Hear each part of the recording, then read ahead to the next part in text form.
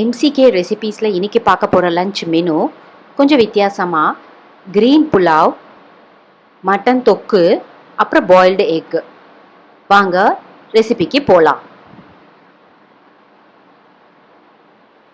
Green புலாவுக்கும் mutton கிரேவிக்கும் தேவையான vegetables, ரைஸை ஊற வச்சுட்டு தேங்காய் பால் எல்லாம் ரெடியாக கட் பண்ணி எடுத்து வச்சுக்கோங்க.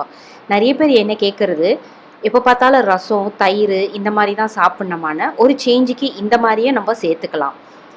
500 கிராம் மட்டனை கழுவி அது கூட மஞ்சத்தூள், உப்பு, கொஞ்சம் தண்ணி நிறைய ஊற்றி குக்கரில் ஒரு 35 மினிட்ஸ் லோ குக்கில் வச்சு எடுத்துருங்க. புலாவுக்கு ஒரு திக் பாட்டம் பேனில் 2 டீஸ்பூன் எண்ணெய், 2 டீஸ்பூன் நெய் விட்டுட்டு புலாவுக்கு தேவையான ஸ்பைசஸ், பட்டை, லவங்கம், ஜீரகம் நிறைய போட்டால் எப்போவுமே புலாவுக்கு நல்ல ஃப்ளேவர் இருக்கும். எல்லாம் போட்டு தாளிச்சிக்கோங்க. ஒரு பெரிய சைஸ் வெங்காயம், பச்சை மிளகா, அப்புறமா இது ரம்ப இலை, இது பேண்டன் லீஃப்னு இங்கிலீஷில் சொல்லுவாங்க. இதை புலாவு, தேங்காய் பால் சாதம், பிரிஞ்சி எதுக்கு வேணால் யூஸ் பண்ணால் நல்ல ஒரு ஃப்ளேவர் இருக்கும். ட்ரை பண்ணி பாருங்கள். நல்லா வெங்காயம் வதங்குற அளவுக்கு வதக்கிக்கோங்க. இதுக்கு நடுவில் க்ரீன் புலாவ்னா பச்சை காய்கறிகளை ஆட் பண்ணுறது தாங்க க்ரீன் புலாவ். ஒன்றும் பெரிய விஷயம் இல்லை.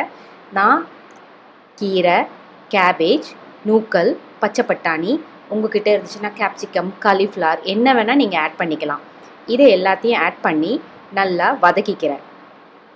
கூட ஒரு சின்ன சைஸ் தக்காளியும் போட்டுக்கிறேன். ஒரு சேஞ்சுக்கு HFLCயில்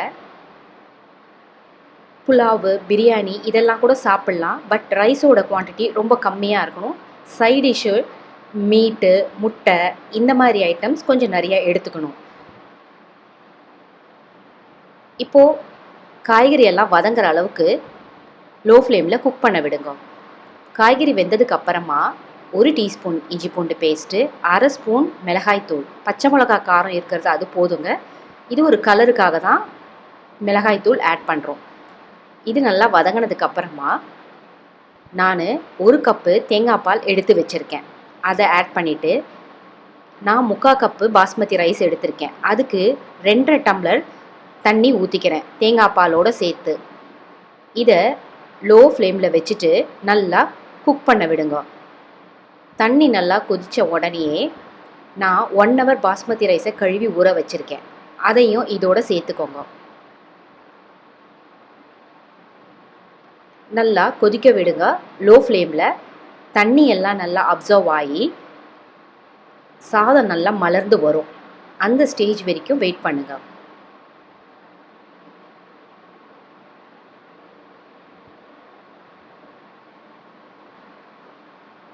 சாதம் நல்லா மலர்ந்து வந்த உடனே மேலே கட் பண்ணி வச்சுருக்க கொத்தமல்லி இலை, அப்புறமா 2 டீஸ்பூன் நெய், அப்புறமா 1/2 ஸ்பூன் கரம் மசாலா. எப்போவுமே இந்த மாதிரி மேலே கொஞ்சம் கரம் மசாலாவை தூவுனா நல்ல ஹீட்டுக்கு ஃப்ளேவர் ரொம்ப இன்டென்ஸ்டாக இருக்கும். நீங்கள் வேணால் ட்ரை பண்ணி பாருங்கள். மூடி போட்டு உங்கள்கிட்ட அலுமினியம் ஃபாயில் இருந்துச்சுன்னா நீங்கள் அலுமினியம் ஃபாயில் போட்டு மூடிக்கலாம். இல்லைனா துணி போட்டு மேலே ஒரு தட்டு வச்சு ஃபுல்லாக க்ளோஸ் பண்ணி மேலே ஒரு கேஸ்டர் பேன் இல்லைன்னா ஒரு ஹெவியான பாத்திரம் எதுனாலும் வச்சு சிம்மில் ஒரு 10 நிமிஷம் வச்சு குக் பண்ணால் தம்மில் புலாவு ரெடி.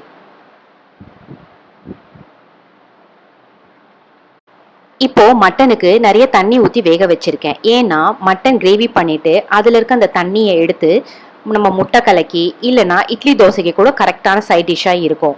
ஒரு பெரிய பாத்திரத்தில் 4 டீஸ்பூன் எண்ணெயை விட்டுட்டு பெரிய சைஸ் வெங்காயம் 2, பச்சை மிளகா, கருவேப்பிலை, உப்பு போட்டு நல்லா வதக்கிக்கோங்க. கூட 4 காஞ்ச மிளகா கிள்ளி போட்டுக்கோங்க. இதுக்கு நடுவில் வேக வச்ச மட்டனில் 3 டீஸ்பூன் சில்லி பவுடரை போட்டு வச்சுக்கோங்க. வெங்காயம் நல்லா ப்ரௌன் ஆன உடனே கட் பண்ணி வச்சுருக்க 2 பெரிய சைஸ் தக்காளியும் போட்டு மூடி போட்டு தக்காளியை வேக விடுங்க. தக்காளி நல்லா குழஞ்சி வந்துடும். இப்போது வேக வச்சுருக்க மட்டனை தண்ணியோடு இதில் ஊற்றிக்கோங்க. நல்லா மீடியம் ஃப்ளேமில் கொதிக்க விடுங்க. ஒரு கொதி வந்த உடனே 2 டீஸ்பூன் இஞ்சி பூண்டு பேஸ்ட்டு, 2 டீஸ்பூன் தயிர் போட்டு நல்லா மிக்ஸ் பண்ணி விடுங்க. ஒரு கொதி வந்ததுக்கப்புறமா இதில் ஜாதிக்காவை திருவிட்டு கூட 1 டீஸ்பூன் கரம் மசாலாவையும் ஆட் பண்ணுங்க. அப்புறமா இந்த மேலே இருக்க கிரேவியை தனியாக எடுத்து வச்சுக்கோங்க. இதுதான் நான் இட்லி தோசைக்கு இல்லைன்னா நமக்கு முட்டை கலக்கி கூட இது யூஸ் பண்ணலாம். அதுக்கப்புறமா மிச்சம் இருக்க இந்த மட்டன் தொக்குல கட் பண்ணி வச்சிருக்க கேப்சிகமையும் போட்டுட்டு ஒரு 4 நிமிஷம் நல்லா வேக விடுங்க.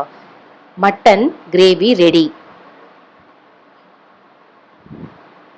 கிரீன் புலாவ், மட்டன் கிரேவி, சைடில் பாயில் பண்ண எக்கில் லேசாக நம்ம எடுத்து வச்சிருக்க மட்டன் சால்னாவை மேலே ஊற்றுக்கினீங்கன்னா